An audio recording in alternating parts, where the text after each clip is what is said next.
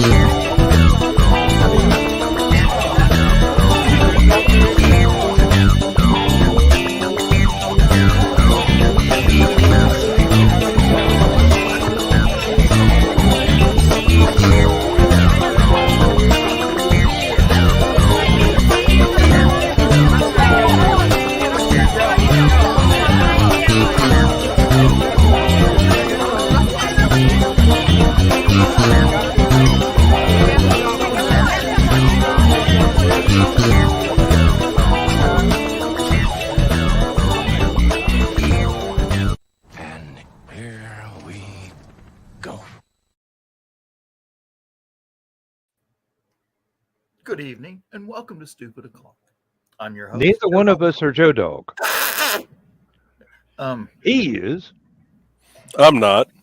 Nor am I. Yeah, really. There we go. That's a little better. Right. This thing is your fault, Joe. So you have to be over there in that side of the box. Yeah. Although I guess technically it could be 3 Joe Dogs in a trench coat. Okay. He'd have to buy a trench coat. I have screwed up. I found out Tuesday was our 3-year anniversary. I was wondering what you were going to do about that. Yeah. So, we'll just have a celebration and help me remember next year that we're going to on the April 4th. I know what happened is April 12th is when I paid for StreamYard. So you started using it on the 4th. And the check didn't bounce on the 12th. Yeah. No, the reason we had using the free version. Yeah, we're using the free version, which gives you 20 hours of free time. Reason I had to pay for it is because we used our 20 hours in. Boy, did we. We used half of it in that first broadcast, if I remember correctly. Damn near it. Yeah, I forgot you guys were going to do one last night. Did you do it or? No. It was supposed to be next week. Okay. That's when he had it scheduled. Yeah. Fortunately, he's learned to read a calendar by then. No, Rich. This, Carl. This is 4/6/23. If you look, that's what it says on top of mine. Mm-hmm. See, even the guys yeah. looking. On YouTube, it was showing 4/8 because I actually have it up in another window. Huh. Well, they're stupid. Well, we're going to do one on 4/8 anyway, whether it's the anniversary or not. But Oh. Okay. Nobody move. Nobody move. Everybody sit still. As still as you are. This guy's been stiller. 24/7, folks. 24/7, 365. This is what we have to put up with. You know, if I wanted this kind of abuse, I'd go over there to the couch. I take it that's where Trey is. Yes. On a more serious note, thoughts and prayers going out to Donna McKill. Nothing wrong with her. She just has to live with Joe 24/7. Hey, and Moon Angel, I want to say Angie, is that her name? She was at HallowCon. No, I do believe, yes. Thanks for tuning in. And she started hanging out with us Yeah, after meeting us in person. yeah, wait a minute. Them- She was warned and some she came good back meds. anyway. What? yeah. Yeah, really.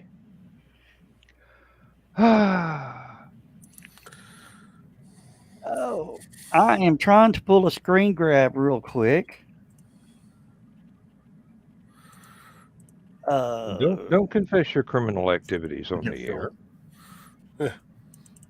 Screen grab of what? Just out of curiosity. Oh, never ask that question. You know better than that. Well, he's going to show us anyway. Yeah, I'm going to show you anyway. I figured I'd just add some pressure just to make him work harder. Hurry up, Joe. We want to see the screen grab. Hurry. Come on. All right, I got to save it. Now it'll take 45 minutes for the upload.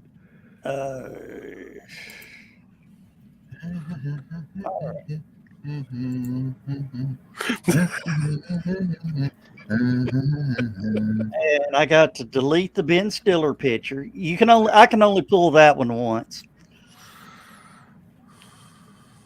And I didn't get any response from Carl on it either. It's all right. He's Maybe you're losing probably your lighting a touch. cigar and didn't have to look at it. All right. This is breaking news. What did you break in this Which time? is better that than made the breaking wind. news? From Elon, 3 hours ago, Starship is stacked and ready to launch next week, pending regulatory approval. Oh, so now Pending the proper bribes being paid. he's rubbing their nose in it. Yeah. Okay. Every time. And he needs to. He needs to get the government working their ass off. And I don't know if y'all use Twitter. If any of y'all use Twitter. I've got a Twitter account, but I never look at it. Mm-hmm. I don't Twitter. Yes. Now, when you bring up Twitter instead of the little blue bird. Oh, wait a minute.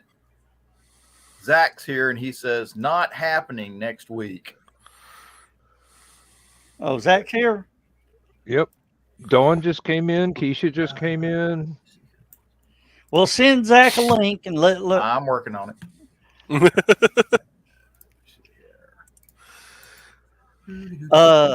Tuesday, they're doing a full wet dress rehearsal, and it will be pending the FAA regulations. All right, Zach, I sent it to your Facebook Messenger.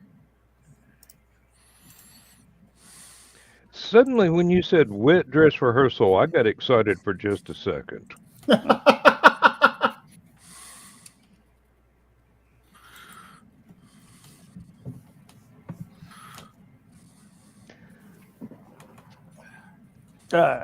And if they whine and cry about it enough, does it become a wet nurse rehearsal? It If it doesn't work, does it make it a wet blanket rehearsal? Pretty much. Of Only if it course, brings everybody A down. wet rehearsal. Thank you. if it doesn't work, it's going to be a freaking nightmare. Oh. Yeah, you know what Alice Cooper said about that? It'd be like everybody on the Gulf Coast looking up into the sky going, ooh, ah. No, everybody around for about 8 to 10 miles around be going.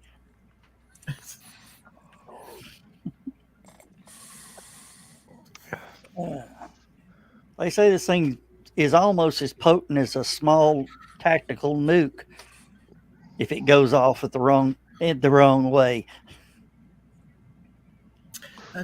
You don't have any stats on it, like how much fuel and oxygen it carries? 1,000,000 pounds of oxygen and methane at a That's 2-to-1 both ratio. pieces? Yeah. Oh, but that's just the fuel. There's none left over for anybody who is going to fly the damn thing. I'm still trying to find out, and Zach couldn't tell me, or maybe we can get him on the show and he can tell me, whether or not they fixed those 2 engines.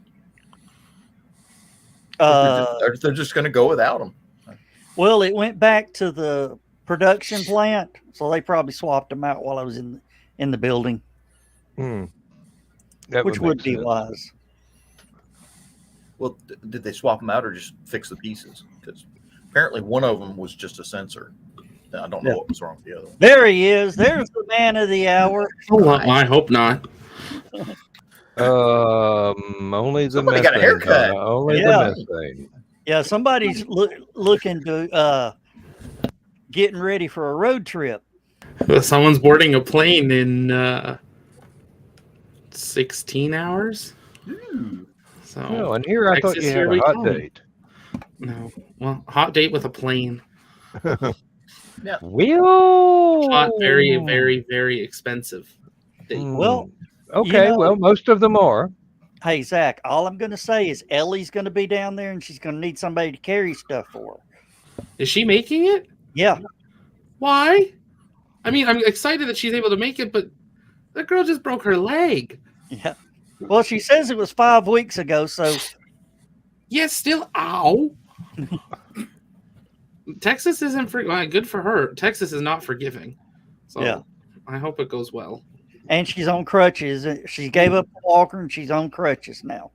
In sandy terrain. That'll make it maybe easier in the road. Yeah. Not the beach. She's staying at Copacabana on Padre Island. She's going to need a hovercraft. No idea where that is, but everyone's booking every possible hotel they can find. So No Yeah. kidding. it's based from what I've seen, the island's like anything that has a view sold out a week ago. So Wow. Yeah. The local no-tail motel. There's always Mexico. $2 an hour now.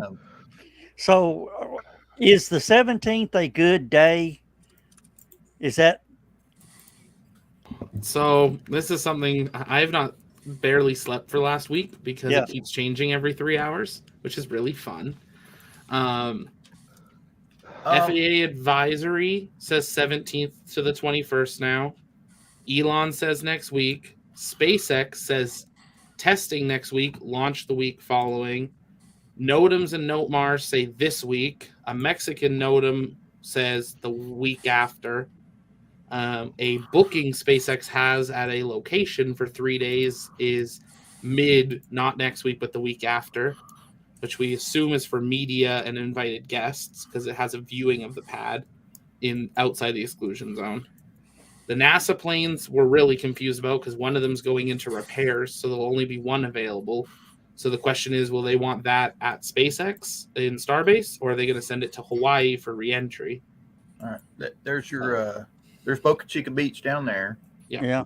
and there is La Copa Inn Beach on South Padre Island. Yeah, it's one of the few places that should have a rough view from it.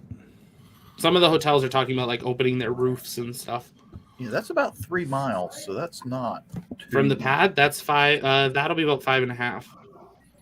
So the exclusion zone is smack in the middle of that bay entry line, right south of the main island. There's Boca Chica Beach, and there's the launch pad is somewhere in that area. Right on the beach line. Switch to satellite. So yeah, she's about. Let me see. That's probably about 6 about miles. about 3 miles, if that. No, that's about 6. The beach of South Padre is 5.5. Because the exclusion zone's 5. If you go inside 5, you die. But wait a minute. Okay. Sounds like New York. Well, the scale down here, 2 miles is about an inch. So that's 1, If you right click right there, click measure distance at the bottom, and then click by there. Off the other way.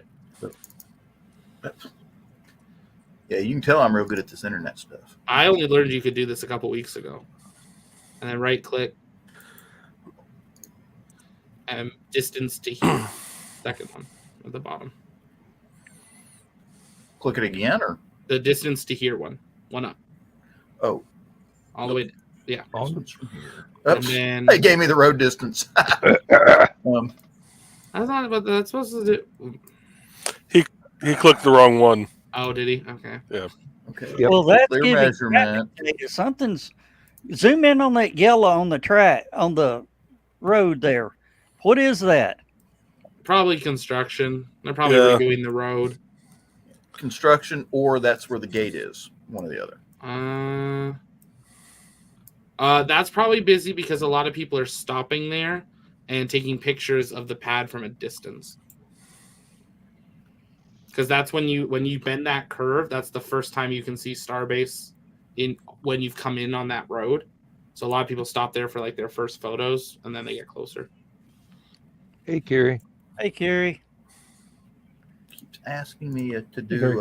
So right click and then measure distance at the very bottom. I tried that, but it's trying to give me road distance every time I do Click that. that one again. Measure distance. Now go back up to the other spot. See, it's going to do that. Yeah, drag that line. Trade that one up. There you go. Okay. 6 miles. It says 2, 4, about 6. Odd. Right at the bottom, it tells you. Oh, See, Zach does know 6.09. what he's talking about. Zach's used that a whole bunch. Oh, I've been verifying views with that because it gives you the straight line of sight. So I've been looking at hotels to make sure if we get certain balconies that we have line of sight. So right now we should have line of sight pad view from the moment we arrive till it launches, without question, without SpaceX's help. Nice. Which will be nice because then we don't have to fight traffic to go set up cameras on beaches and stuff. So we'll go Yeah, you just roadside. put telescopic lens on the camera. 3,000 millimeter. Ooh, that's a nice lens. 3,000 millimeters. Yeah. That's a meter. No, 3 meters. Yes. Yeah, it's pretty nice. If you take a picture of the moon, you can't get the whole moon in the one frame.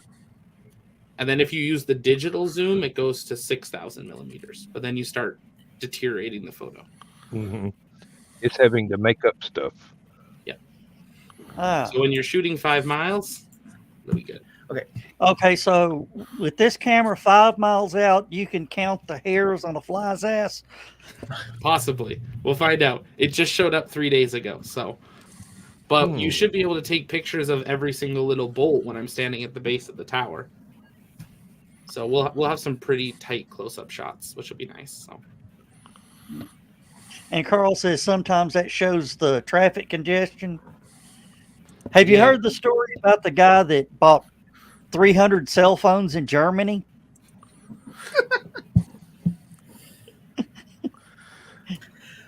Bought all I'm these waiting cell for the phones, punchline. put them into a wagon, and then drove them back and forth across this bridge over a canal that was right in the center of the city.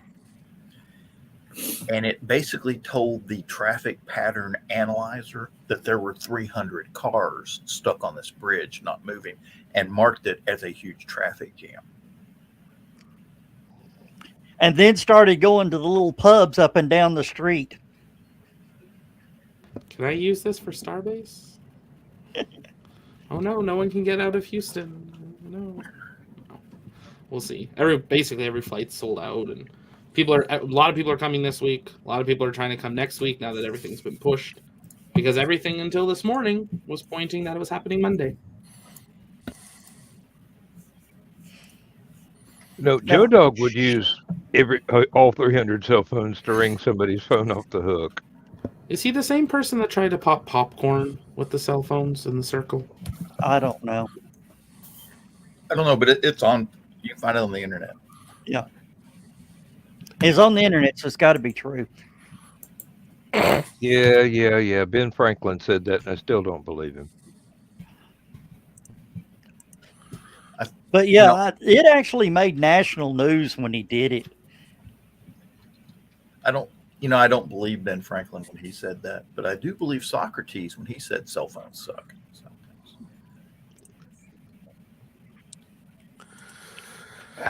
What's the matter, Joe? Nothing.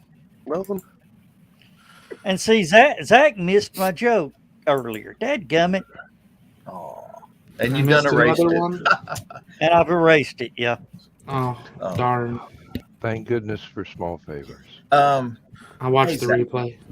Zach, those two rocket engines that failed on the static fire test. One just didn't light, and the other one, the computer shut it down. So I'm assuming that was just One they chose not to light. Yeah. And they got them fixed or replaced, or do you know? I think they swapped them because we saw the Raptor stand go back out. They did work under it. I don't know if they swapped them, but the Raptor stand left not last night, the night before. So the pad's pretty much clear. So we're expecting a wet dress on Tuesday, which will hopefully verify that all the engines are working. And didn't they lay the crane down today? Maybe. Oops. That's a great question.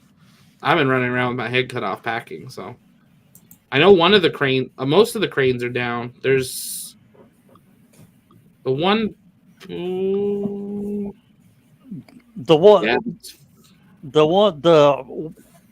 new crane that they bought from Germany. Yeah, it looks like he was standing a few hours ago. I don't know if they laid it down since, but I mean that thing takes an hour to lay down. So in the meantime, they built another ship and another booster, and it's sitting ready to go. So Another ship. the first parts of ship 36, I think Starship. it is. Okay. Starship. Yeah, you got to remember they also have ships. I guess that's true. Ugh, so confusing. I think Starship 36, we've seen its nose cone, and Booster 17 or something, we've seen the first parts of, and they're flying Ship 24 and Booster 7. So there's a lot of boosters and starships just sitting around. So if anyone wants one, they might sell you one. A couple million. Didn't Elon say he needed like 3 Starship per booster when they get fully operational? 3, what do you mean? Like 3 starships. One booster assigned to 3 starships. So one booster can put like 3 starships. in. Yeah, something like that. That was what they wanted long run. No, Whatever that makes sense. Yeah, whatever tempo he wants. 36 hours. If they can nail catching it, yes. That's the big question. And we're still not sure if they're going to catch it or not. Last I saw that they are ditching 20 miles out. Could they do it 5 miles out so we can see it plummeting through the sky, this 15-story structure falling to pieces? That's a lot of pickup trucks being wasted. And they're not recovering the debris either. It's just all going to sink. Somebody will. That's 30. probably why they're dropping it 20 miles out, not 5 miles out. 33 Merlin or 33 Raptor V2 engines right off Brownsville, and three V2 Raptors and three MVAC Raptors or M Raptors, whatever it is, RVAC out of Hawaii. So someone wants an engine. I mean, Jeff Bezos went and pulled one of the Apollo engines, so I wouldn't be surprised people go and try to pull these.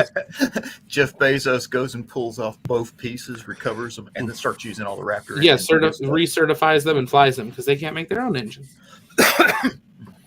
Well, you heard about when Jeff Bezos brought the Apollo. It was the Apollo 11 engine section, all five engines.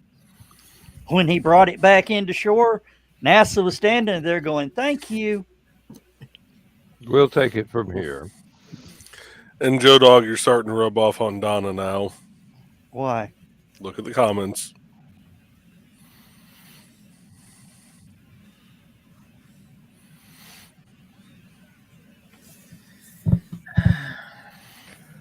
There's the response I was looking for from Rich.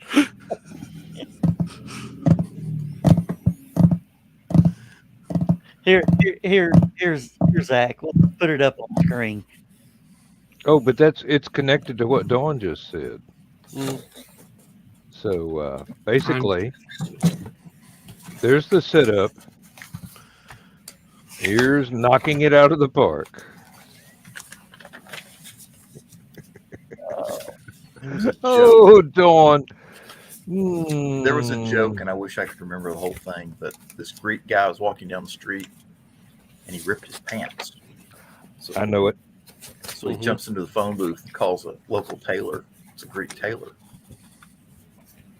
The tailor shows up with his kit at the phone booth. The guy goes, looks at his pants, goes, "You rip a D's?" He goes, "Yeah." "You fix a D's?" "Yes, I'm in a D's." Yes.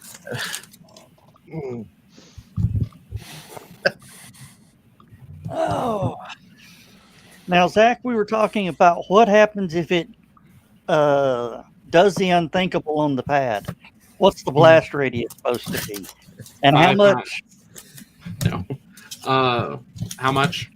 Yeah. I believe it's if it runs on the pad, the build site is supposed to just be safe, which is 2 miles. That's like the dead zone is 2 miles. Because they will have staff at the build site for the launch, because that's where mission control is.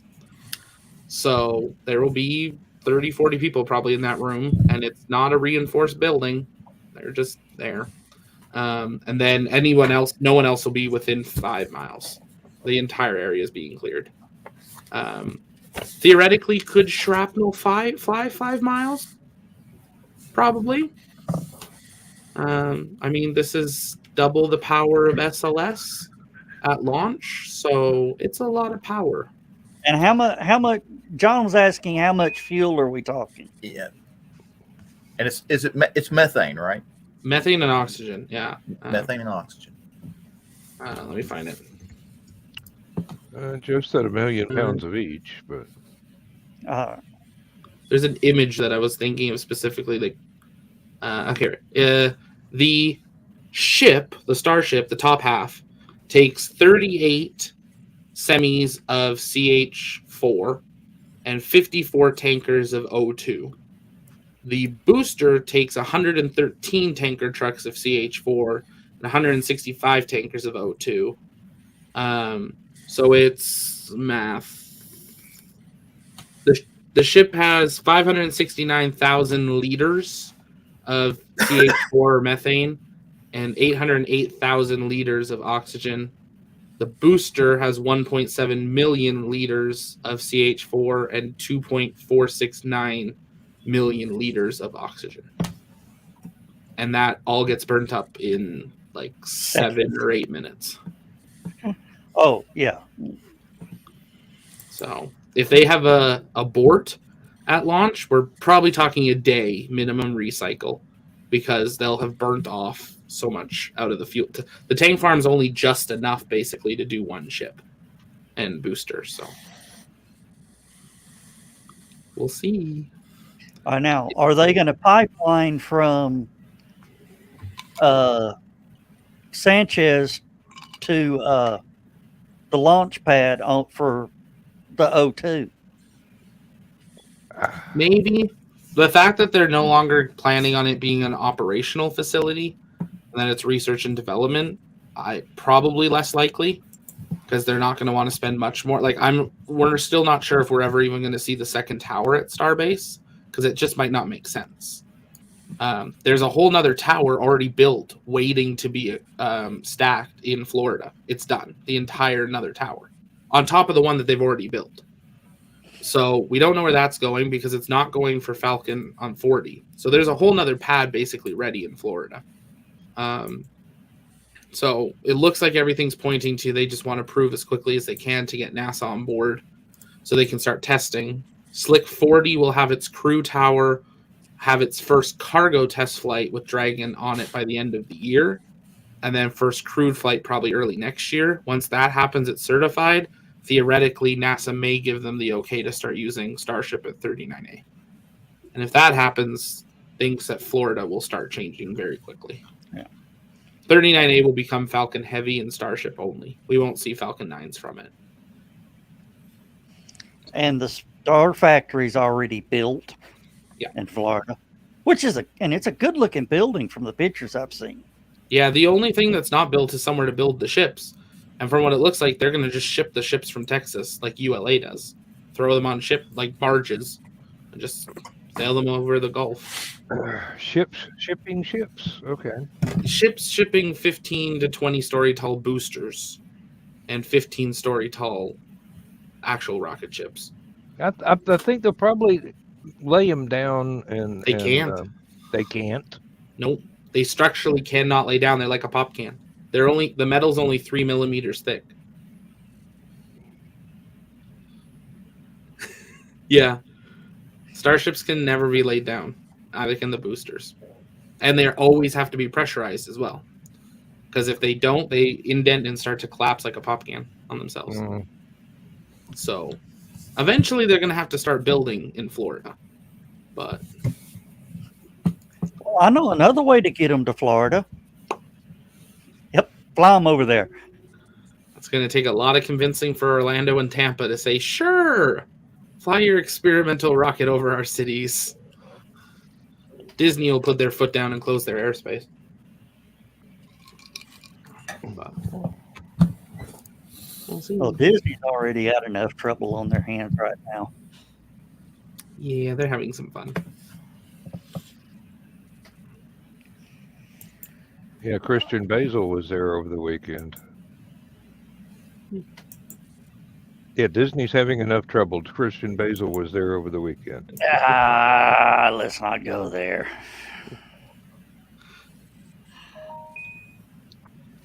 Oh, and there was a cease and desist, wasn't it? Yep. Well, damn, that didn't take him long. Oh. Dawn, I'm not touching that line even in the green room.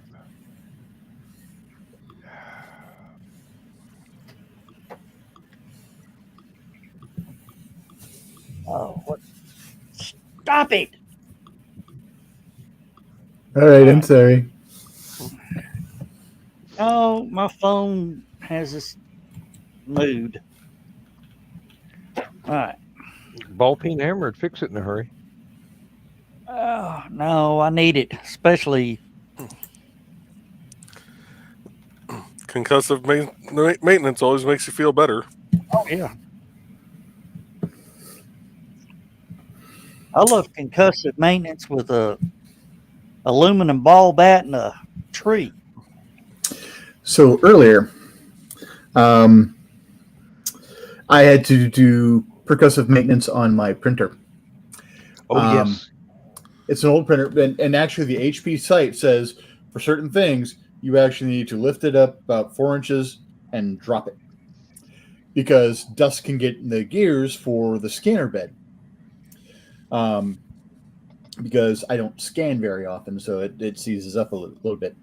So I had to scan and copy my father's death certificate.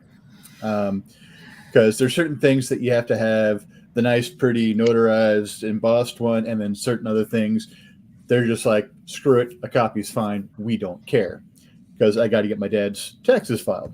So they just want a copy of it. So I was trying to copy it, and it stopped halfway through. So tried it again. After the percussive maintenance, wouldn't go. Unplugged it, moved everything away from it, and just slammed that sucker on the cabinet about 6 times. Plugged it back in. It behaved. It's like, no, sir, we're going to be good. Everything was lickety split. And you'll appreciate this, Rich. In the server room at the NDOT LaPorte district office, one of the last things I did before I left the IT spot, It's right over there. that I knew the one IoT tech would get a kick out of, I left a claw hammer in there with a label on it that said hard reset. Oh, yes. Oh, I hear Trey laughing about that one, too. Mm-hmm. the printer story. While I was preparing, all the printing for HallowCon this past year, my cat decided that it would be great to climb my sound deadening material and jump down on top of the printer, and broke the feed thing off the back of it. So I'm trying to fix it, get it going, and realize, it is now lost cause. I forgot to unplug it when I was throwing it at the cat.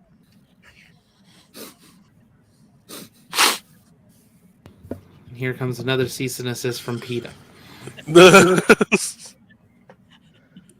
So far, Have you ever- been good with my The friend. cat's got a lawyer, believe me. He's lived with your dog long enough. Rich, have you ever been that mad when you go to throw something, you forget to unplug it? Not yet. I have forgot to unplug things when I've gone to move them, both at home and at work. Mm-hmm. That was a very short trip, and all of a sudden I'm staring at the ceiling going, why? Oh shit, gravity works. Well, one of the times we were doing office relocations and stuff like that, we had to go in and we had to grab people's laptops and move them. I didn't realize this one person had 2 different locks on their attached to their desk. So I see the one lock sitting there because it's a lock connected to a cable, to the desk. Mm-hmm. So I'm like, oh, okay. I see the lock sitting there. All right, laptop's unlocked. Just take it, go. Yeah, no. I made it about 2 feet before all of a sudden I'm staring at the ceiling going, why? And then I'm like, why is there a cable lock? So. Yeah, they don't even put those little lock features on laptops anymore, to where you can plug the cable into them. That's on my personal. Let's see if it's on my work. Do not see it on that side. And yep, there is one on this one. And this is brand new. And now we know Rich uses his work computer to do the show. No, my work computer is actually sitting beneath my personal computer. I've got my work computer, I've got my chill pad, and then I've got my personal computer. And then whenever I need to do anything which dual one's screen, dominant now. whenever we have to do anything dual screen, I close up my personal, take my work, put it on top. This way I've got 2 screens for work, and then I've got 2 screens for home. Because I'm rarely doing both at the same time. Didn't say never. Rarely. People make fun of me at work because I remote into my work laptop from my personal one. Sitting on your desk.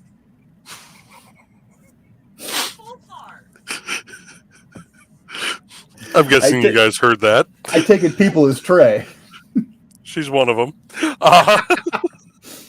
And now you're getting heckled from the background, and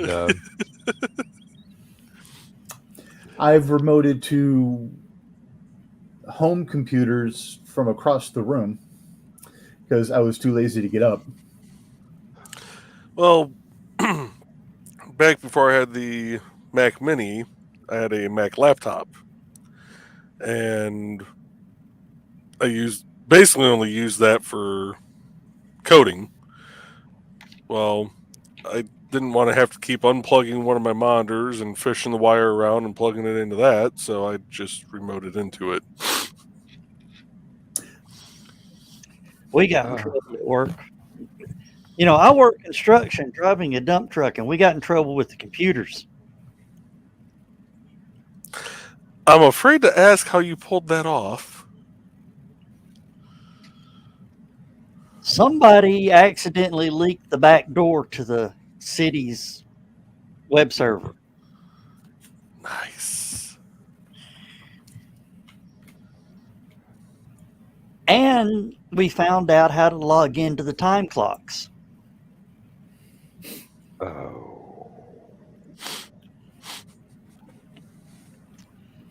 There were people clocking in and not being there. Nothing like a little ghost payroll. No, they would clock in at home, then go to work. I can understand clocking in from like the parking lot. But then again, I'm also thinking these probably weren't folks that were too smartphone savvy. No, this was before smartphones really got big.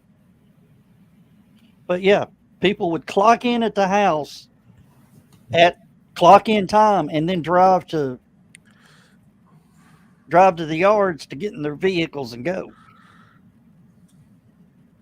And the boss would call them, the foreman would call them on the phone, tell them, okay, we're going here. All right, I'm on my way.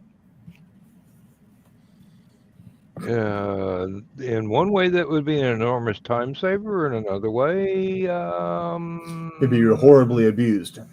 That's what got it. Yeah. And it was real funny. All of a sudden, we had these cameras in front of the time clocks.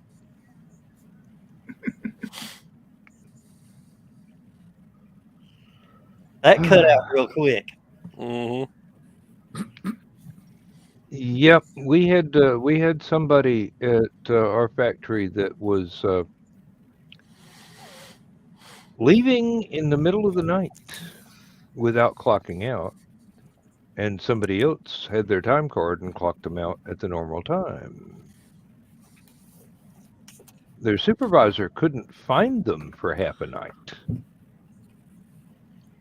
So now we have to not only wave our card at the time clock, but we have to go to the gate and wave our card a second time so that it can be cross-referenced to make sure we didn't actually leave before we clocked out. What do you got there, Rich? So this is my work phone. So up here at the top, it's got a nice little camera. So the attorneys that didn't want to be on camera, I made a joke that they ended up some of them ended up doing. So when we were in the office all the time, what they would do is they would paste a picture of a celebrity under their cabinet, and then they would just point their camera straight up. And instead of, because there's some folks that are like, you have to have the shutter open. Screw them. I'm IT. You don't have to see my face. But some of the attorneys, did have to do that. And for the people that they really didn't want to have, be face to face with, they just pointed the camera straight up. So it was looking at like a picture of like Brad Pitt and stuff like that. 57 lawyers look like Betty Page. Who'd have thunk it? And John has a cover for his camera. Oh, yeah. Where you just unplug the plug in the back. I was almost a user on Tuesday. Monday. Monday was the first session with his partner. So I'm getting everything ready for the Zoom call so that I can do his induction training because he's brand new to the firm and stuff like that. And I'm like, why the hell is, my image not picking up on my camera? What the hell is it's picking up over here? But I want it so I can be looking at my laptop, talking to him, and then demoing over here. And I rebooted the computer and stuff like that. And then, I looked closer, and this is the first time I've used the internal camera on this laptop because I just recently had a laptop refresh. I didn't realize it had a built-in shutter. So I'm like, what the hell? And I'm like, oh, built-in shutter. So open the shutter and hey, I can see. I almost had to call a help desk.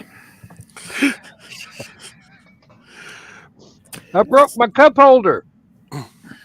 So yes, folks, even for folks who've been in IT for almost 20 years, sometimes you can make a mistake that, especially on brand new equipment. So our last group of new hires in construction, I went down to do the orientation for everybody. And the main office gave them a nice little welcome basket, with all the office essentials, pens, pencils, notepads, all that fun stuff. And they gave them little adhesive slider covers. Yeah. For laptops that already have them built in.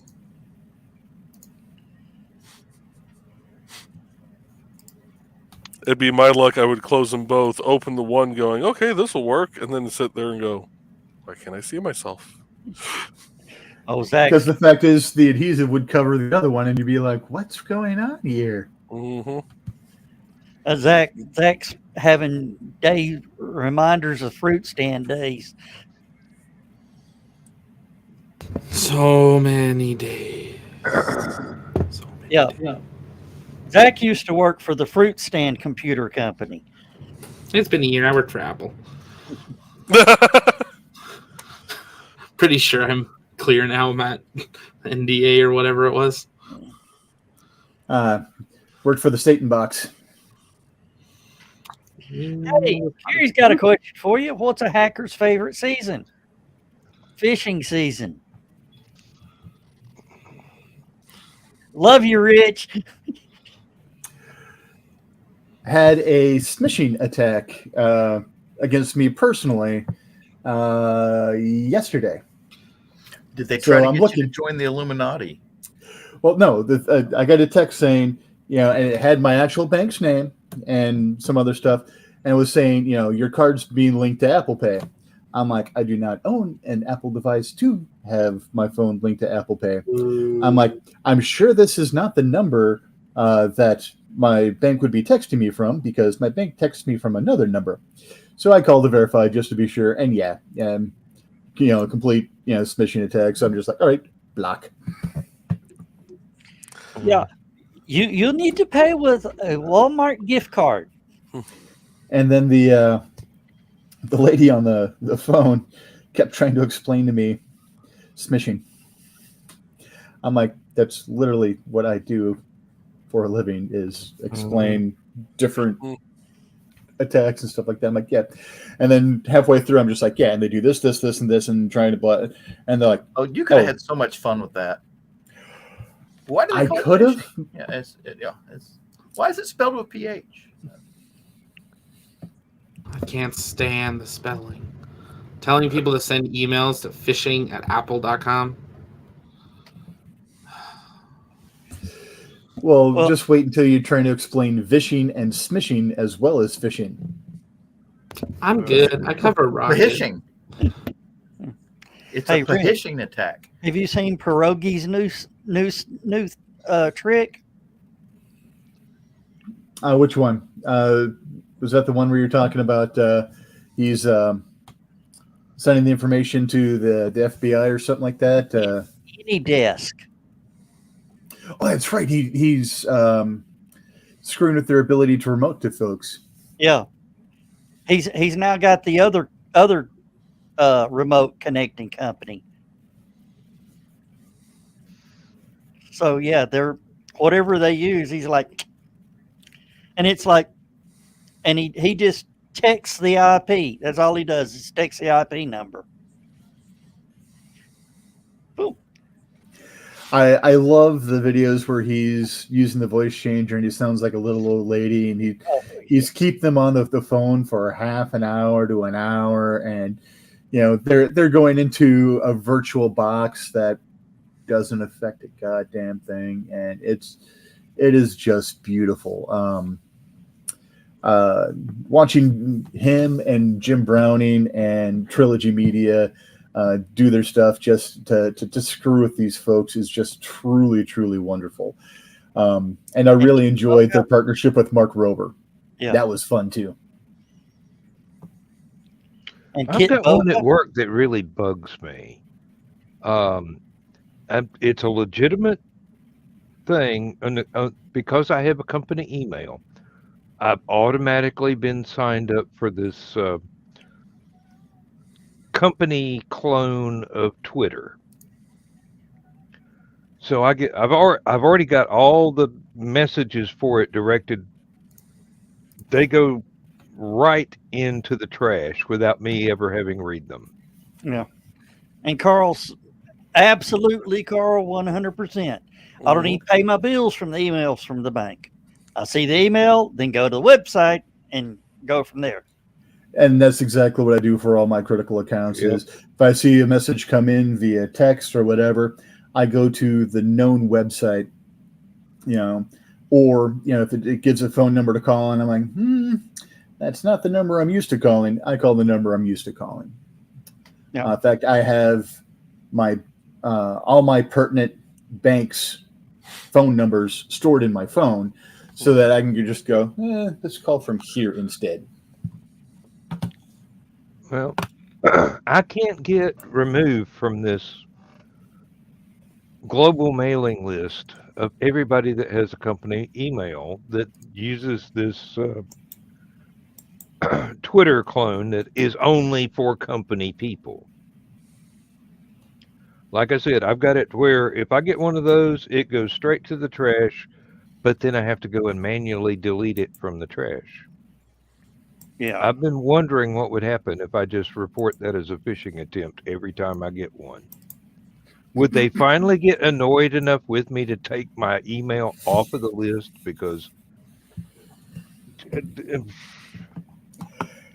I would say it would depend on the IT department. Or not necessarily. It would be the IT department, because they would be the one getting the phishing notifications. And eventually they'd probably get pissed off enough just to go to whoever's controlling the mailing list and going, look, just take him off the goddamn list. please. Or just start hitting reply all. No, I never answer it. I've never actually even signed up for it. If I were to click on reply to something, it would want me to set up an account. And I'm going, I don't have an account. Why am I receiving this garbage? Mm-hmm. Y'all are wasting company money playing with an imitation Twitter because the company could not stop you from being on the real Twitter. So they gave you a ghost Twitter. I don't care what the weather is like in India. I don't care what your granddaughter's graduation in France looks like. Stop bugging me at work 18 times a day when I'm trying to do what I'm getting paid to do.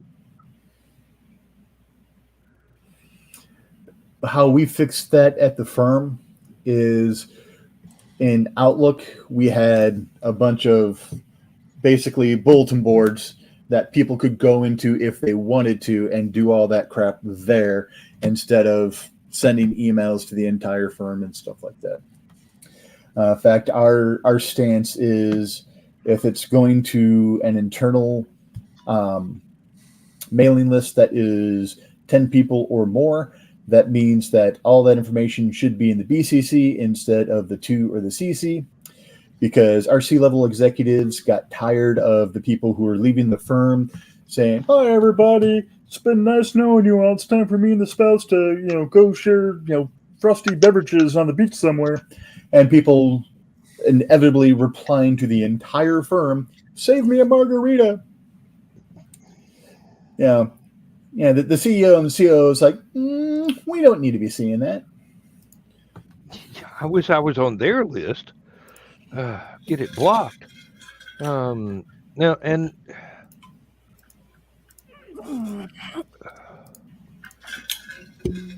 it's just ultimately frustrating because there's no local IT in the factory anymore. All that comes from corporate headquarters. No, I don't want to give them a StreamYard link, Joe. No, I was just showing off, doing free advertising. They've given me enough free stuff. I'll give them a little free plug. Where's the TLP advertising? No, I'm kidding. Well, send me some free stuff and I'll send me a few shirts and I'll wear them. We'll see what we can arrange. See, I just do my own free advertising, and I just show up in the section that sells itself. All right. Sorry. Had a dream for a moment. I'll be back. I'm going to go grab my boots. Them some good meds, let me tell you. No, the good meds haven't been consumed yet. I take those shortly before bed so they last the night so I can sleep.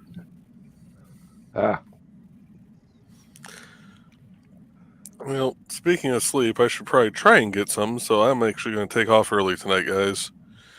I will All right. Well, see we you appreciate all. you being here. Yep, I will see you guys all next time. Saturday All night. I'll be here most likely. All right. See you guys. Talk to you later, bro. Man. Bye-bye. And Zach will be in Florida. Texas. Oh, are you flying? I'm not even going to Florida now. Houston tomorrow night, Starbase by 6 p.m. on Saturday. I'm so excited. I should probably pack, but It's more fun to just throw everything into a trash bag and see the TSA's response. yeah. Originally I was going to Florida. We were going to prepare, and then 48 hours notice, jump on a plane or in a car and get to Starbase and cover launch and then go home. Now you got the 48-hour notice.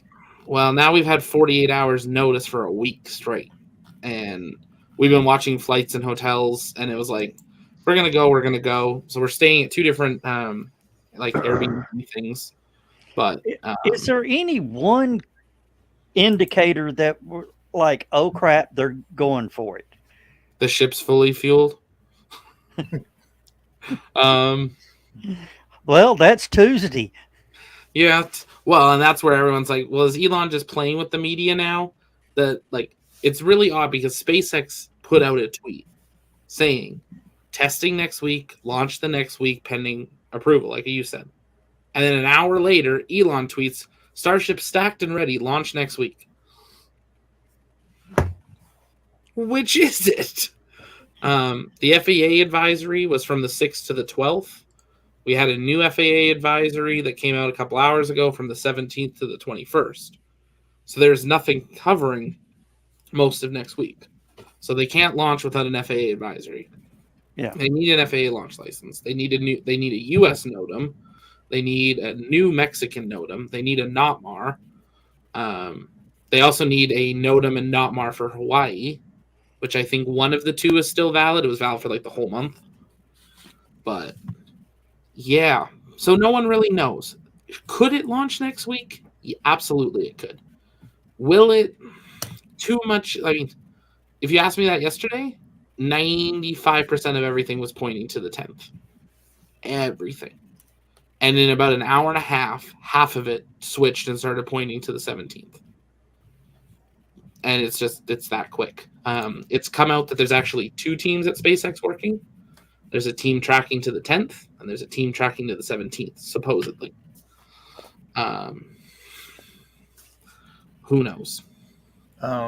Any bad weather that we, looking forward to within the week that we know of?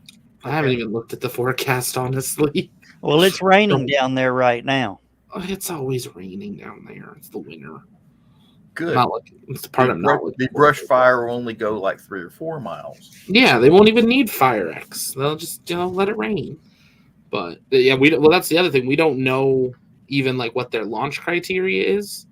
So like we don't know if they need perfectly blue skies or what type of clouds they can launch in. Like we know it for Falcon, but we have no idea for a Starship. Hey, SN11 launched in so much fog nobody saw it blow up. Yeah, they're not going to do that again. A lot of people are upset about that. They won't for this. This is too big. They need every camera angle on this if they want funding. So even if it blows up, they need the funding. Yeah, I remember watching the Tim Dodd replay. Yeah, okay. It's frozen. Boom! He goes, they blew it up. Yep. So, SpaceX denies they blew it up. But I don't think engines could do that much detonation. I mean, if it detonated the fuel in it, it could. But it depends how much fuel was left in it, because they should theoretically only have been on the landing tanks at that point. Yeah. There shouldn't have been any other fuel left. And there shouldn't be enough fuel to do that big of an explosion with the landing tanks. Yeah. I put something in private chat earlier that you might be interested in, Zach. That is a study from Redstone Arsenal. Oh, okay. That was done a few years back about oxygen methane explosive equivalents to TNT. Oh, fantastic. Yeah, right about the time SpaceX announced that they were going to start launching rockets out of Boca Chica with methane oxygen, they did this test study. Like, let's see what the equivalency to TNT is. And so I wonder what it is for Starship. I'll have to do some math. There's a lot of math involved, but it doesn't have quite the range and impulse that a TNT blast would have. Right. But the energy release is real close. Yeah. So it'll be interesting. So how many tons of TNT are we talking, John? Several. Let's just say if this thing goes off on the pad, it will no longer be a nature reserve for about 3 miles in any direction. I'm talking birds falling from the sky, fish floating to the surface. So it's basically it'll become a Cajun restaurant. If you want to trust Reddit,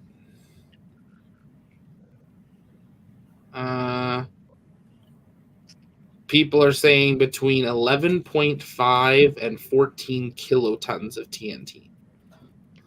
Wait a minute. Yes.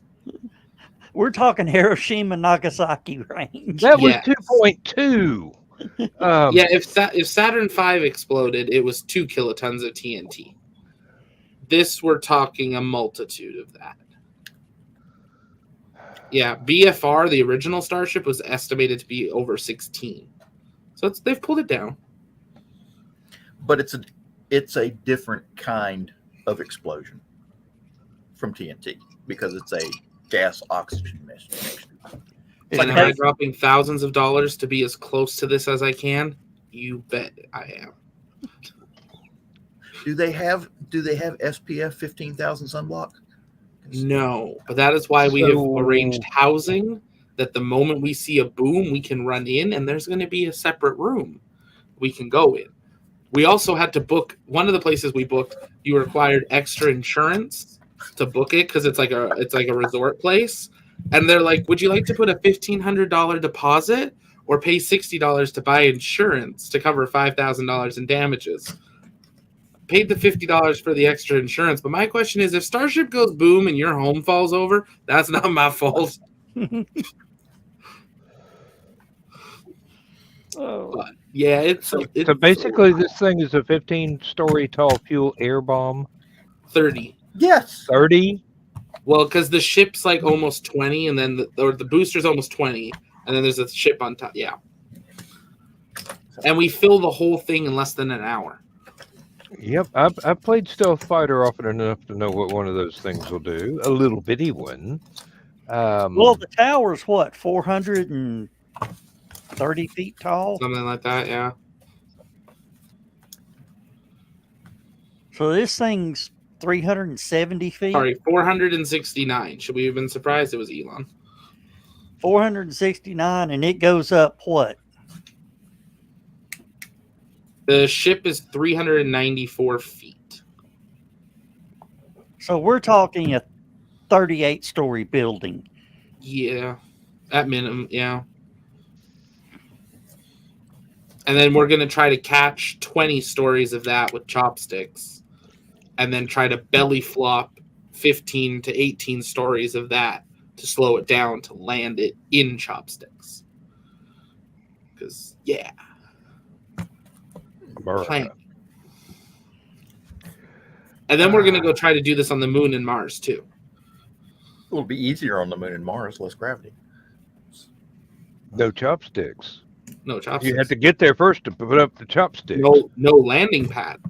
That's the big question. That's why, like, for the moon one, the engines to land are up here so that it doesn't dig a hole. Otherwise, it would just bury itself.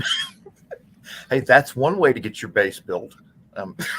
Well, eventually, when they retire these ones, they're going to build cranes, and they're going to tip them over, and they're going to fully submerge them, and they're going to put doors.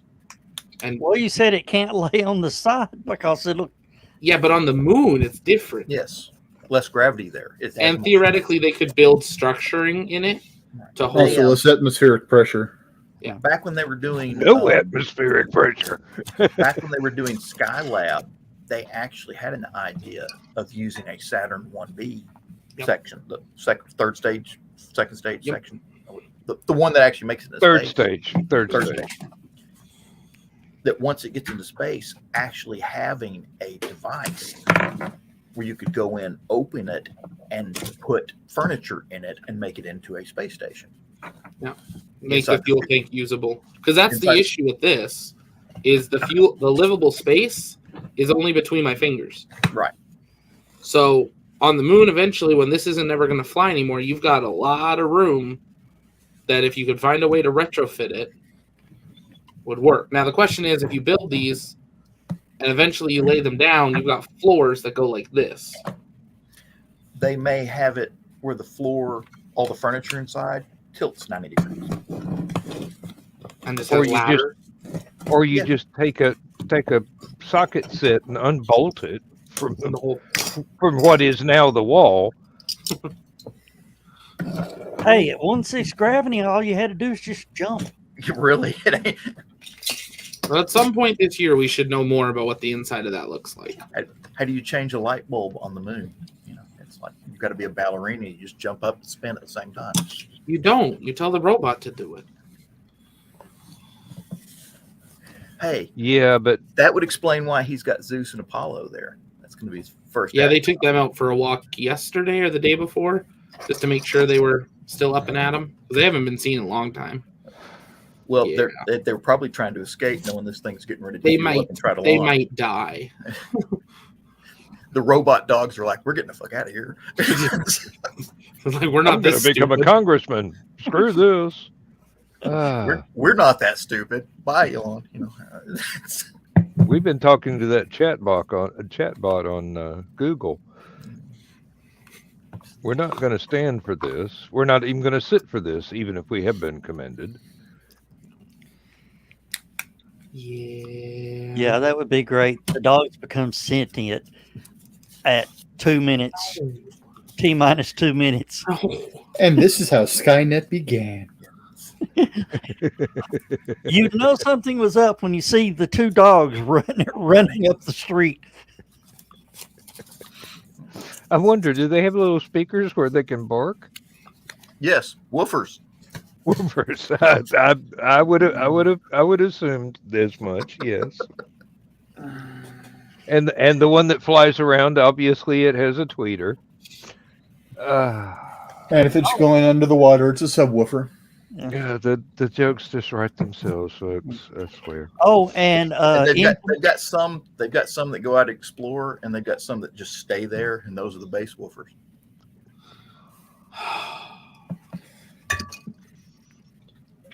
well, It's gonna take more than soda pop, Zach. I'm sorry. Yeah. I'm surprised Zach isn't writing these down for the. They're recorded.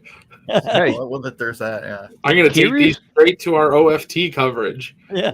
Kiri's writing them down. Yeah, really. Oh, subwoofer. That's a good one. We need something to keep everyone distracted once it launches. Ingenuity. 50th flight coming up. Whoa. That thing wasn't supposed to fly 6 times. Yeah. You know.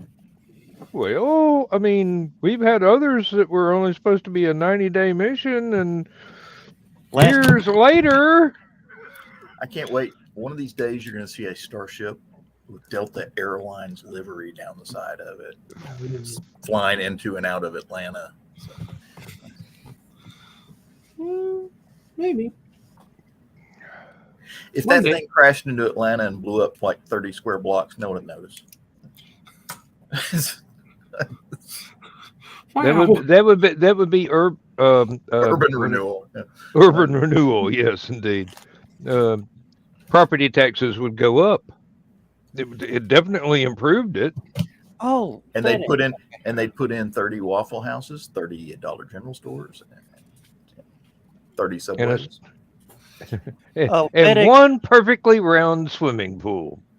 FedEx has one of the new 767 flying out of Chattanooga for the Amazon plant, and it just flew over. It's got a unique sound to it. That's what I was trying to listen to. In what way? Just loud? Weird? Weird. It's got those. It's got the fuel efficient engines, Yeah. the big GE fuel efficient ones, and they've got this. They purr. It's It's actually, it sounds like a old biplane in a dive. You hear somebody going, "Oh my god, I'm gonna die."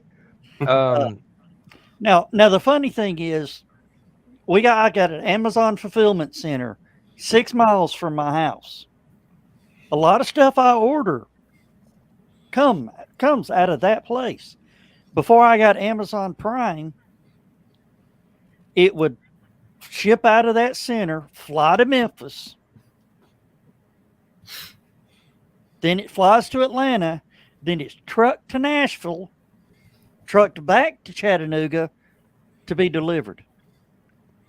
Hell, I could have gone out there and picked it up. really. Efficiency. Yeah.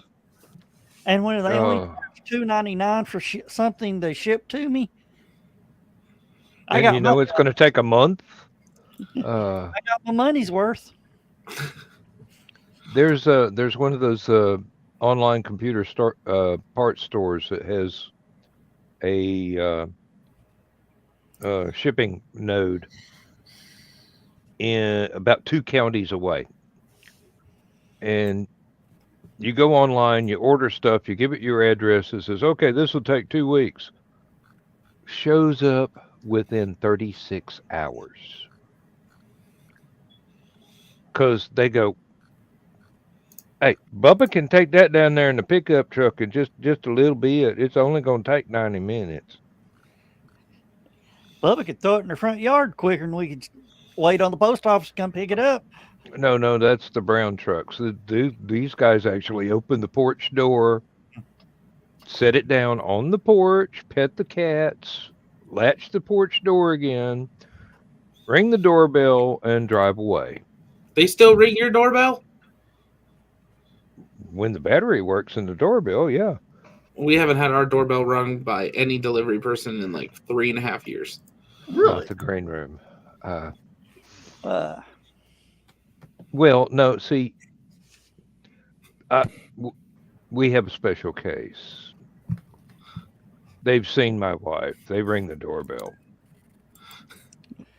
She's No. cute. You know, one of the reasons they don't like ringing doorbells, there's two reasons. One, it upsets family pets, which, you know, that's Yeah, but you don't leave my $3,000 camera sitting on the porch. that's what the special instructions are for. But the other thing is they don't like getting into conversations with little old ladies that don't have a lot of people to talk to. That's valid. I Yes. get that. But like ring it and run away. You don't have to stick around. I like it when I have so many Amazon deliveries that they don't send them in the same van, that we have a convention in front of my house. And all the vans show up at the same time Yeah. trying to get into the driveway. Hi. Yeah. You're going Hey. too? And there's like 3 guys. well, my son-in-law 17 semis show up at one time. My Well, it son-in-law depends on what works- centers they're coming out of too. My son-in-law works at UPS. They have this, he says there's this barrel that you come by and you fill up your little barrel with dog treats.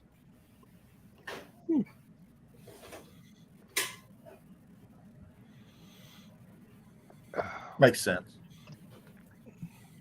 It comes in, serves double purpose. Friendly dogs, that way you can, friendly dog. Barking, growling dogs, you throw them a biscuit and run for it. Yeah. Run away. I'll never forget when I wrecked my car up on Missionary Ridge on an icy night or icy day. Choop, boop, right off the side. So I started walking down to this house. Here's this Rottweiler comes running out onto the driveway. I'm going, oh, good boy, good boy, good dog, good dog. This dog's good dog. And he's like, good dog. What? Yeah. That's not the response I was expecting. They're actually fun living dogs. Like, Yeah. Yes. But when you got a dog freaking out on you, look at it and go, good boy, good boy, good dog. And they're like, I'm fixing to rip your face off. Good dog, good dog. Like, I always go. And they just.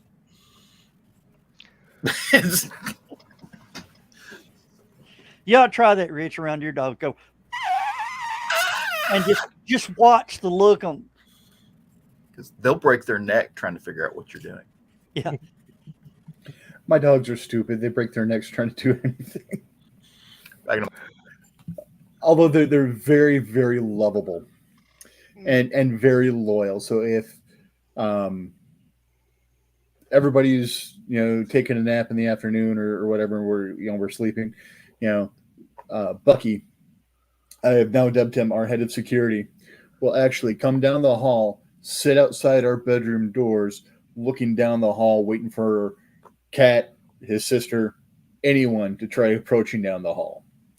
If we fail to latch the doors properly, because unfortunately in this apartment complex, the bedroom doors do not latch well all the time. So the other day, I got woke up by the head of security at 5:00, slamming the door open. Him and his sister coming in the bedroom, looking around, and then starting to bark, saying, "Hey, why aren't our bowls full? It's payday. It's not 6:00 yet. It's not time to eat. Get the hell out." Yeah, and then Bucky says, daylight savings time. I don't care. No, Bucky just turned and walked out. Our dog Daisy, again, blue tick and beagle. The bark. A blue tick has that long bark. Then the beagle, She has a mix of both barks. I'm not, and Donna says we need to get rid of her. I said, that dog's earning her keep around here. She makes enough noise for 3 or 4 dogs. She makes enough noise for 3 or 4 blocks. I was playing a Black Sabbath video the other day, and Kimber struts back here and starts singing along with Ozzy Osbourne in tune. Show me another German Shepherd that can do that. Show me Ozzy Osbourne that can do that. Well, that's true. He doesn't harmonize. So not always, no. Yeah. When we had our Chow Yodi and my Husky Akita, the Chow Yodi would start to yip, and then the Husky would start, and Ozzy would start singing, and it got to the point to where they're, I mean, the neighbors are coming out going, shut the dogs up. It wasn't a bark, it was howl. And you just look at them, I know you did, and go, who let the dogs out? Usually that's what I say around here. Who let the dogs out? Blame it on the cat.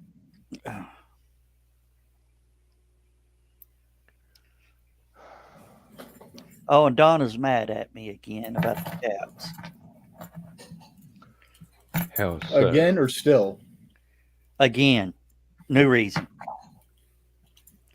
She had one cat that she loves. They're sisters. We call them Lucy and Ethel. Ethel was her cat. Ethel took to her when we first got there. Got them.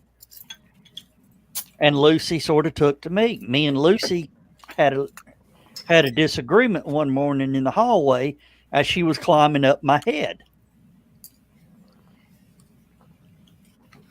I walked past, the table in the hallway, and she does the flying leap on my back and up on my head, wanting to be loved and fed.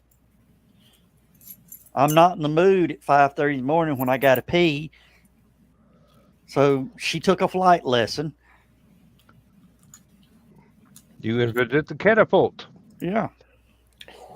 And Lucy doesn't do that anymore and doesn't want to be around me much, but Ethel does. So we've traded cats and she ain't happy about it. I didn't trade cats. The cats traded people. Get out of my head, Dan. Sorry, that'll never happen. We're too attuned. Was it you, Rich, that said dogs have owners, cats have staff? Yes, cats have servants. Cats have staff. I don't remember where I got that from, but yeah, it's. I think that was Heinlein, actually. Holy shit! I didn't realize that my armrest had a button there. New toy to play with. That little handle on the bottom's the ejector seat. No, apparently my arms can also do this, besides this and this. Yes. Quite I never realized they could. It's the first try I had that could do that, and it annoys me because it pokes into my side, and it makes me uncomfortable. Sorry, I digressed. So, what about the price of tea in China? Don't know. Oh, Lindsay had a problem with one of her cats. It was one of the strays that came up out of the woods, and she started feeding it, and for some reason, she goes out to feed the outdoor cats before my alarm clock goes off at 6 a.m. So it's dark, and she seldom takes her flashlight. So she's outside of the chain link fence to feed this stray cat. puts the bowl down, goes, that cat's making a funny noise, and shoves the bowl a little bit closer to the cat and gets bit. She comes back in the house, she washes her hands, she gets out the peroxide and all this other. And then for the last 4 or 5 days, she's going, I wonder if it was rabid. I don't know. I can't see the mark anymore, but I don't feel well. Got to watch the cats for minimum 4 days, recommended 10 days to see whether they show any signs of rabies. Cat shows up for the first time in 5 days here today. She goes out, feeds it again. It's still making a funny noise, not foaming at the mouth or anything like that. Eats the entire bowl of food before Lindsay can turn around. I'm going, that cat has not eaten since the last time, since it bit you days ago. It's hungry. That's why it's making a noise. It wants food. And the actual owner, or who we suspect is the owner, we have no proof, does not feed their cats. They keep them locked in a barn so that they will eat rats and mice.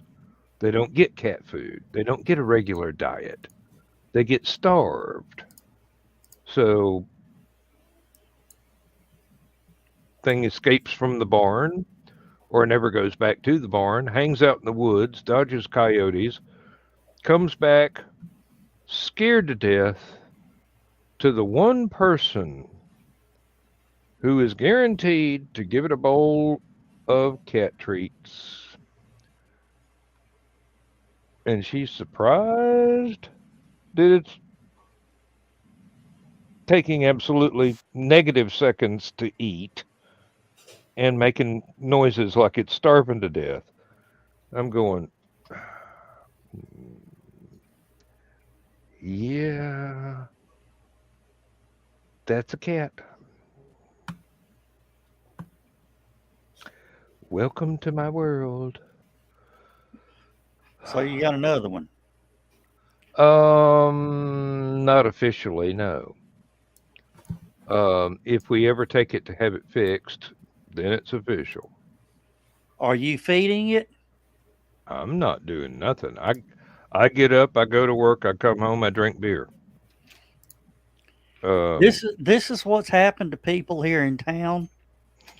You know, they feed a cat or they, feed a stray dog, and then they call we call them McCamey Animal Center. Mm-hmm. And McCamey Animal Center goes, okay, yeah. Now, do you know who's feeding the dog if the animal's being fed? Yeah, I put some food out for them. Oh, that's your animal now. Uh-huh. Carl, take a note. Yeah. They will not come get it as a stray. You then have to capture it, take it down, and surrender it. After a 3-week waiting period.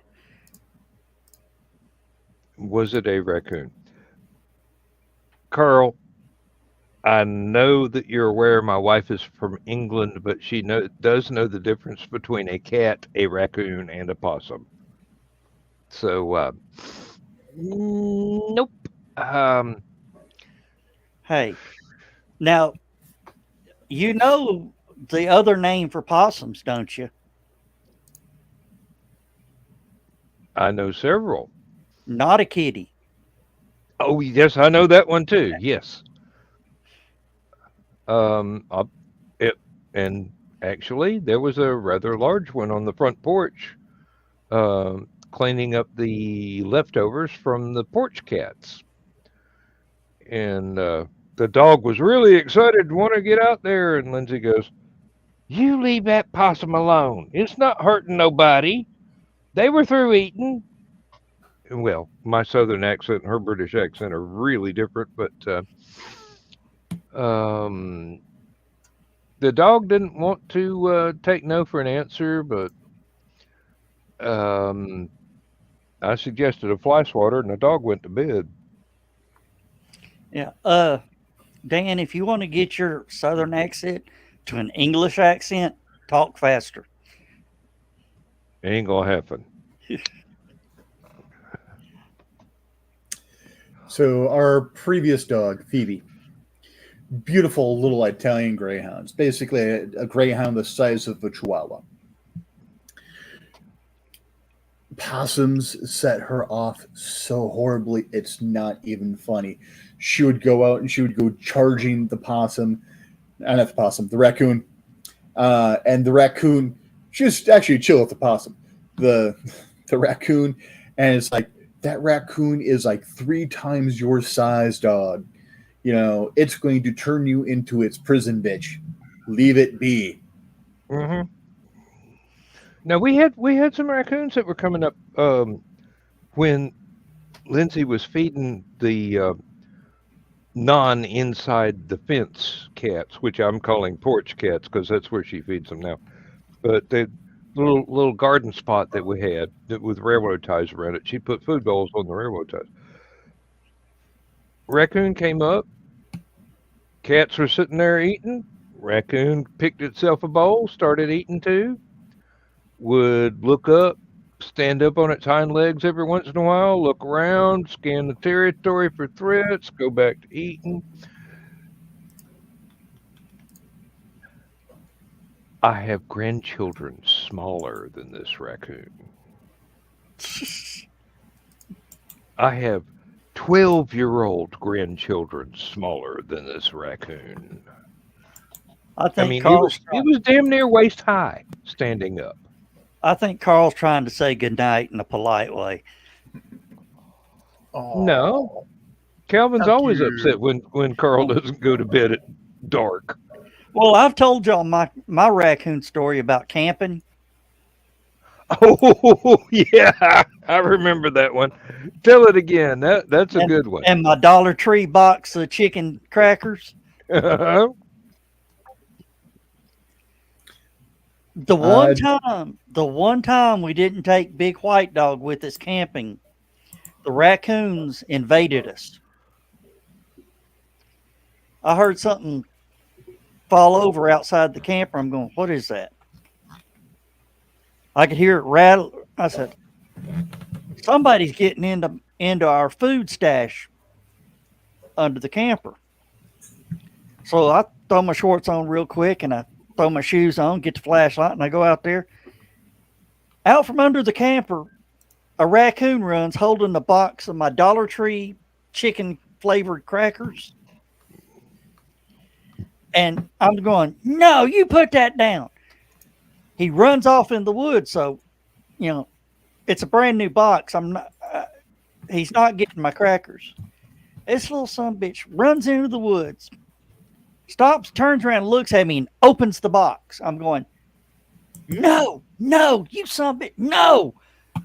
Reaches in, pulls out the bag, opens the bag in front of me. Look, you know, he's sat on the ground, he's opened up, he's looking at me. I'm saying, get away, leave it. Reaches in, pulls out one of them, looks up at me, shows it to me, then eats it. And I'm cussing.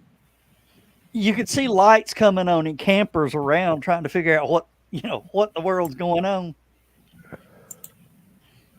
Yes, Carl, Joe is arguing with a smart-ass raccoon. And the smart-ass raccoon is winning. Yeah.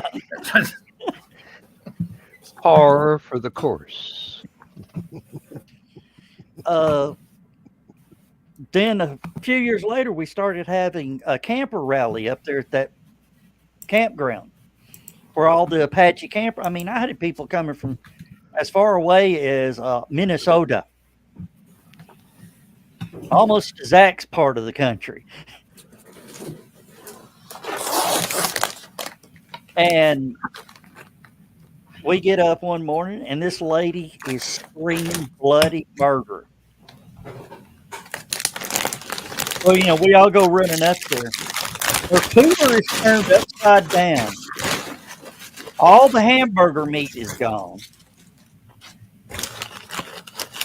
And every egg is busted on the ground.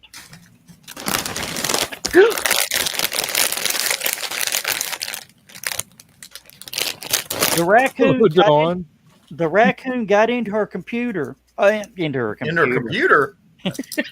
cooler and ate all the hamburger meat. And then didn't eat the eggs, just busted the eggs so nobody else could have any. Hey, Rich, there's an IT story for you. There was a raccoon in the computer. That's what I was just thinking. Just another bug in the system. And merge those two stories, and there's a green room story of a raccoon getting in your cooter.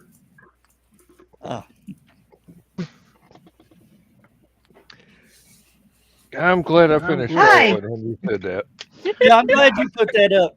Hi, Dawn. How you doing? I'm early tonight. I was gonna say, not 10 minutes. What's happened? She's They was tired. They went to bed early. Well, now that They went to Dawn's bed here, earlier than usual. now that Dawn's here, I can go. Because I probably should start packing. No, you. Oh, not because I'm here though. No, You still got 14 hours. Yeah, really. not How long till you get on the airplane? Well, it's international, so I have to be there 3 hours early to clear y'all's customs. And No. I have to be at the airport in 15 hours ish. You got plenty of time. 14, 15 hours. And once you get everything packed, and you go, "Hey, I'm packed." You're gonna be sitting there, and you're gonna remember stuff that you were like. No, I'm gonna remember stuff once I'm on the plane. Because this happens every time, and then I have to buy more of it. Oh, And no, then I you're forgot sitting my in Atlanta 3,000 for 3.5 days while they search your luggage. You know what's funny? From being in the military, I got a little closet right there. I've still got a duffel bag in that closet with all of my beach stuff ready to go. Go back for the beach. There's 2 swimsuits, there's flip-flops, there's t-shirts, there's sunscreen, there's a bottle K-rations. of Panama Jack. There's a bottle of Panama Jack tanning oil, condoms, just The usual supplies. When they scan my bag, it's normally my carry-on that's the problem. Because, one, it's normally full of about 20 plus batteries for different devices and cameras, because none of them can be packed. And then I left them last time when I was down there, but I had the bigger batteries that could be for like computers, and they're each about this big, about that thick, and I had 2 of them right on top of everything else. So on the scan, they see 2 big batteries, and then they see wires going through this backpack that's as large as that. And then to add it on top, we learned that business cards, when you order them from like Staples or Vistaprint in a box, because they are so tightly packed together, the X-ray can't scan that. So it looks like one big block. One solid black brick. And I had that, and then to add it on top, someone had put some Pokemon cards for a metallic. Sir, right can on you step top. over here? So I had a metallic ring around a solid black box with 2 huge batteries and wires everywhere. They love And when you're- I do security. And you're here with us right now. I'm surprised. Yeah, really, but he's on a Homeland Security watch list. You can be assured. Wouldn't be surprised. We all are at this point in time. They're snapping the gloves like, "Sir, can you step over here, please?" I was going. I was going through customs with my duffel bag and this. Okay, and I put it in the tray and everything. And they You're allowed that on board? Back then you were. Oh, okay. I would put it in my duffel bag, but it showed up on X-rays and such. But they're taking the little nitrate swabs and checking my baggage for explosives. Given your job in the Army, that's kind of futile, isn't it? This is the knife I use to cut explosives. It probably still has C4 residue and PETN and all the stuff that goes with fuses and TNT and stuff like that down in the cracks and crevices of the knife. Okay. You could probably swab it right now, and it would show up positive for nitrates. Fortunately, the guy that was doing the inspection was a former Marine, older fellow, and about my age, roughly. And so he was like, well, he saw the duffel bag for one thing, and was like, oh yeah, here it is. Okay. Ooh, you're hey, it's don't bother with the nitrate swabs. It's going to show up positive. Really? I fly a lot. It's fine. It's explosive. Well, you were talking about remembering stuff on the plane. There's nothing like being an hour west of Memphis. I mean, an hour west of Nashville headed to Memphis.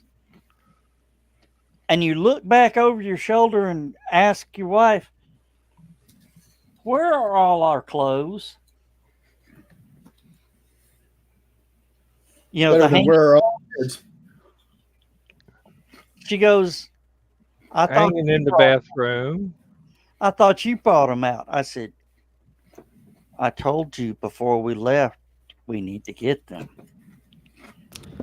Yeah, we were driving 18 hours from Edmonton to Winnipeg for a funeral, and then we're going to drop down and do the Dakotas and then come back through Montana. We realized about 5 hours into the trip that we forgot our passports in the safe. So we had 2 cars going. So one car turned around, went and got the passports. The other one stopped and stayed there and hung out for the day. Then came back. We got our passports. Let's keep going. With a 9, 10, and 12-year-old. It was fun. Are we there yet? We spent a lot of time at that McDonald's. The kid was great. About 10 hours. Well, no, probably 11 hours because you figure, there's probably stuff you had to do once you got in the house. You gotta undo the door. Yeah. With every happy Meal, you get a free share of stock. So I gotta tell you the cat story really quick. It's sad though, I'm sorry, but I have to say it. There was a cat, it's called Furball Farm Cat Sanctuary, and it's back up in Minnesota where my parents are. And they had a cat that suddenly passed away yesterday. His name was Fin. And they found out he had lung cancer. Well, they had been trying to catch this other orange cat that they had named Johnny. They had been trying to catch him for like 3 weeks in a live trap. And they couldn't get close to it. Well, today they went down to try to catch it. Somebody said we found it because they'd taken a lot of ferals and, unadoptables. And they get there and the trapper is able to walk down to this cat, scruff the cat, and kind of put it in the live trap, kind of scoot it through in there. And they had never been able to approach it. So everybody, including myself, is like, Finn told her it's okay to go. Because it ended up being a little girl, too, instead of a boy. Which girl ginger cats are there's only 20% of ginger cats are girls. Most of them are boys. So it's this little girl. She is really sick. She's got a long road ahead of her, but she's just been a little cuddle bug with everybody at the sanctuary today. And they showed a picture. She's just passed out cold. But I was like, oh, I'll be back in a minute. Oh, I thought you wanted a cuddle. Huh? Joe was pointing at himself when you were talking about cuddling. I missed that part. Donna, better get on that. I scared Dan away too. Man. Well, I'm going to go. Since I scared everybody away. You need to come back in 6 minutes. Let's maybe think back. I'm going to. I was so excited for the cat. They named her Johnny. Well, they named him Johnny, but then they said, well, Johnny can be a girl's name too. So, but it it was a happy story.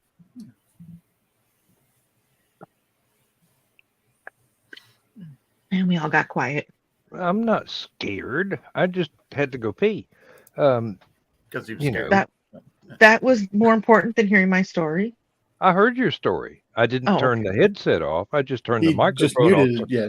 So you didn't have to listen to me, but I could still listen to you. He was so excited about the story that it made him had to go pee. Yeah. It made me think of it when you were talking about Lindsay's predicament and about Finn and Johnny. Yep. Well, she has decided from looking at the cat, it's showing no effects of any illness whatsoever except starvation. So she's decided she doesn't have to go and have the complete series of rabies shots. Good for her. That's very good. Yes. When I worked at the shelter, I thought about going to actually get them just in case. Hey, it might be a good idea. Interesting but- pet news. A couple in Sparta, Tennessee, which is way north, about halfway to the Kentucky border from Chattanooga. Yep. Their pet got loose. A pet kangaroo. Only in Tennessee. Okay. Well, technically, Australia, they have pet kangaroos get loose all the damn time. But it's kind of rare for Tennessee. It's not uncommon in Dawsonville, Georgia. I was going to say, isn't there a law about not having pet kangaroos in Florida? Well, I don't know about Florida, but I know in Tennessee they wanted to make a law, but nobody could spell kangaroo. So. And then, wasn't there a kangaroo loose in a Florida neighborhood in either 2020 or 2021? Probably. Yeah, but they let it slide because it was scaring the crap out of the alligators. And snakes. Also, speaking of Australia, a man was arrested for taking a platypus out of its habitat and then taking it on a tour of a local town. Can't they get mean though? I'm not sure. I've never read anything about their behavioral habits. If it's Like male, any it's other wild very animal. dangerous because males have poisonous spikes on their hind legs. Yes, they have spurs. Sorry, venomous. Yes, they call them spurs, and they have venom in them, so yeah, they can mess. You'll be you up. envenomated. Yes, you won't be poisoned. You'll be envenomated. That word. Yes. So you'll this be person had stabbed to and have. injected, and inspected and detected, and So if it was a hopefully resurrected. If it was a boy platypus, they had to have a lot of spizerinctum. Yes. Yes. Although you got to give credit to the girl platypuses because they got to put up with the boy platypuses. Well, that's any female versus male. My question is, when he was giving the platypus a tour, did he buy him a fedora and a trench coat? I don't know, but where's No, Barry? but they got arrested for singing "Tie Me Kangaroo Down, Boy." And Men at Work sued because, the whole kookaburra thing. They got to get their money back somehow. I will be very disappointed if someone in Australia doesn't make a song about a guy kidnapping a platypus. Okay. That's just... There's probably about 16 or 20 of them in the top 40 right now. Instead of I want a hippopotamus for Christmas, they can say I want a platypus for Easter. I like that. They do lay eggs. They do lay eggs. They are monotremes. Oh, Yes, dear. the Dawsonville Kangaroo Farm has closed. Aww. They opened to the public in January of 2020. Bad timing. Faltered due to the economy. That was a bad time. That was definitely a bad time to open a kangaroo farm. Yeah. They had the largest Sadly, they didn't bounce back. Nope, they didn't. They didn't hop on pivoting, huh? My boomerang won't come back. My boomerang won't come back. And they actually had to sell off all their kangaroos. They had the largest collection outside of Australia. How do you That was sell one hell of a off? clearance sale, wasn't it? Yeah. eBay. Did it go to other sanctuaries, or did Yeah, they go to other- zoos, or other- what? I'm sorry, Sanctuary. Rich. I'm sorry. They No. For a Other completely different sanctuaries reason. and zoos. they hired them out as spokesman for a local gas station. And during Last Probably Man not Standing, Sinclair. during Last Man Standing, asked me about what kangaroo thought I had. I'm almost afraid to. Oh Lord. Ah. If it's got to wait 10 minutes, He's gonna forget by then, anyways. well, yeah, but at least I'm awake. You don't have to. No, you don't have to I look at my won't. thinning hair. Oh.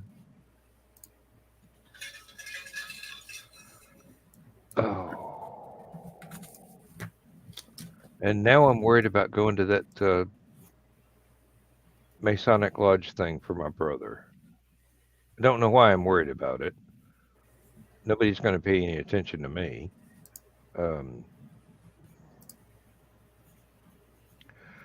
Well, one of those things. Hey, if Perry Mason is there, can you tell him to get me Godzilla's autograph? You be second on the list because I want Godzilla's autograph too. After all, we share a birthday. I'm glad Rich got that joke. That's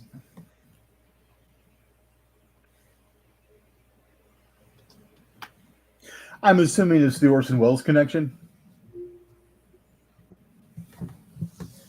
I'm watching my cats play. I'm gonna sit in your spot, and I'm gonna sit in your spot. Sorry, I was distracted. You didn't miss much. Oh, Chris.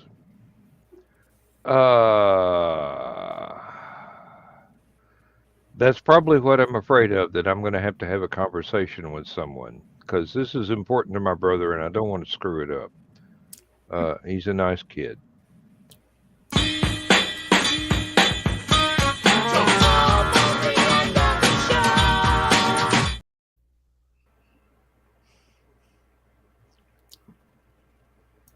Get on, Rich. Get on. But just be careful if they start offering you drinks in really fancy chalices and ask you to read certain things. And They'll go be on down to the surprised. front altar, Dan. They'll be surprised at my command of Latin. I have read Lovecraft exclusively.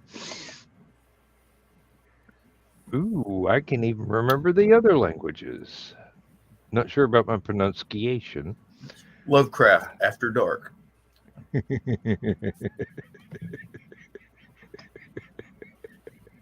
I've seen enough hentai to know where that's going. Oh, it ain't going nowhere. I'm not taking it anywhere, not even for a walk on a leash. Yeah, 50 Shades of Eldridge. 50 Shades of Cthulhu. No, see, then that people know that. You know, I mean, it's you're Yeah, giving away the plot. Eldritch man. is But the thing Eldritch is, you'd is a be word driving her mad in multiple capacities.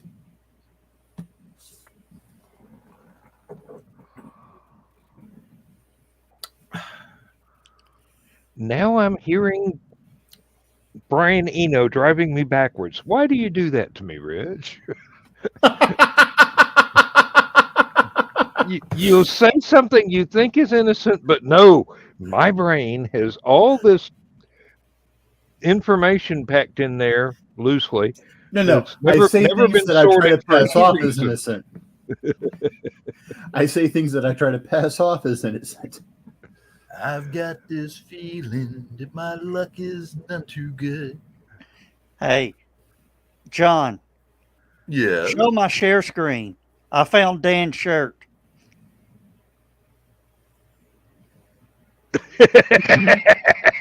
I need that one for work. I like that shirt. I love that style. What is it? Just the ribbed sleeves. Yeah, It's ribbed for your pleasure. and it comes. We couldn't have gotten away with that, Dawn. Hey, hey, I and it can- comes I in can think- color, John. I like the green one better. I like that sage green color better. Yeah. Wait, is it got like leather elbows? Oh, too late. You got rid of it. Little Look like it had patches. leather yeah. elbow patches. Yeah. Does it come in tweed? One of these days, I need to remember to wear one of my favorite T-shirts that the wife and kids got me for Father's Day one year. It says, "That which does not kill me should run." And then it's got a Viking sitting on a throne with an axe. Joe, throw that up there again, or put it in stupid o'clock or something. Okay, I actually have deleted it because I found a new shirt. Hold on, let me get it. He needs a new truck. One that won't run away. One that don't drink too much gas. One that can drive all day. There you go. What is that? Is that the same? It's the same saying, just in a different shirt. What? I want to see the last shirt. Oh, the last shirt? Yes. I want to see the elbows. Go find it yourself. Okay, hold on. All right. There we go. That's the one. Light in the box. I'm not sure I would want to brag about that particular statement. Thank you, Joe. And here's the link over in private chat. Oh, thank you. There's the green room. Here's perdition. I'm on my way. It's who? What's she look What'd you call like? me? Or Oh, however Lord. you reacted. All right, guys, it's almost time to hit the button. Yep. What button? What button? Pull The the big red lever, one. drunk. Has it really been longer than 10 minutes? Yep. It's time to say good night, everybody. Good night, night, everybody. Good night. And we'll see you Saturday night.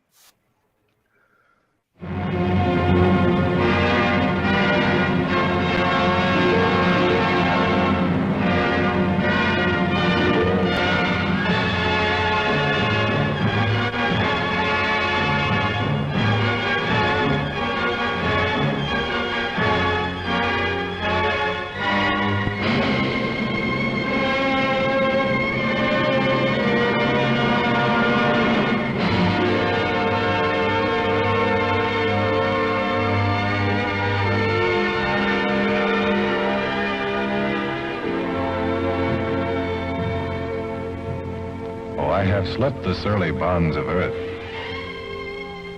and danced the skies on laughter-silvered wings.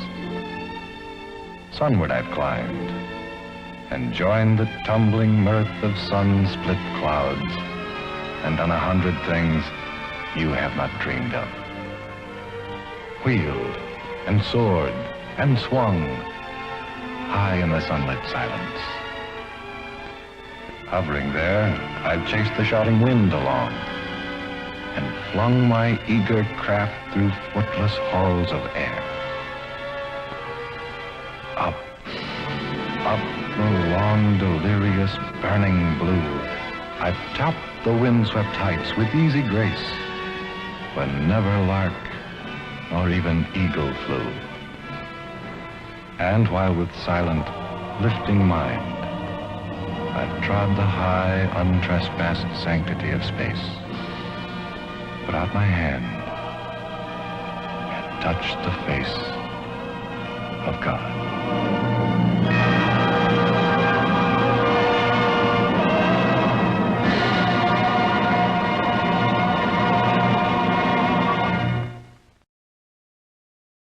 Did not get away with it.